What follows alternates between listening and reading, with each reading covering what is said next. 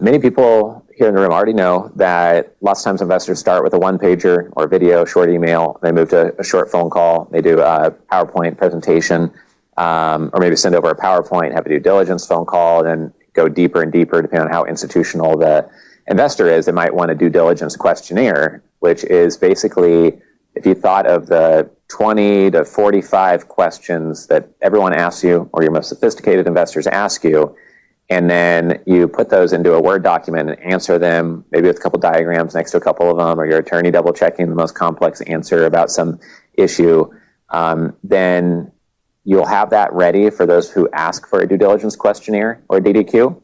But most smaller family offices and no high net worth investors will ever ask you for one, in my experience.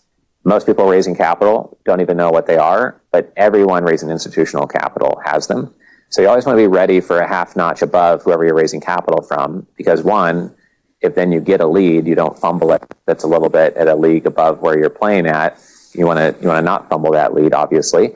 But also the lower level investors, as long as you don't use terms that confuse them or overwhelm them, then they appreciate it, because many times you've probably heard an investor say, okay, well, I've asked all the questions I could think of, but what else should I be asking? Like, I don't know, like, I'm not the expert in what you do. You're the expert. So it's kind of hard for me to ask the question. So if you have like 40 questions, like, hey, I know you had 5 or 10 questions over the phone. You asked another 3 here over email.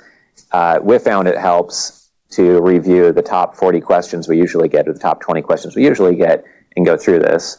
And if you're an investor here today, it saves you a lot of time and energy if you can handle questions over email and over a due diligence questionnaire versus being on the phone for an hour and a half and asking them questions, hearing them verbally say it, and then your team can't review those answers unless you record the Zoom and they watch an hour and a half Zoom, where you can scan their answers in like 4 minutes and learn a lot more faster, right? So really efficient, evolved investors have to operate this way so they can say no because of something they wouldn't have found out till question 19, 45 minutes into a phone call, and they can just avoid that first phone call and communicate this way.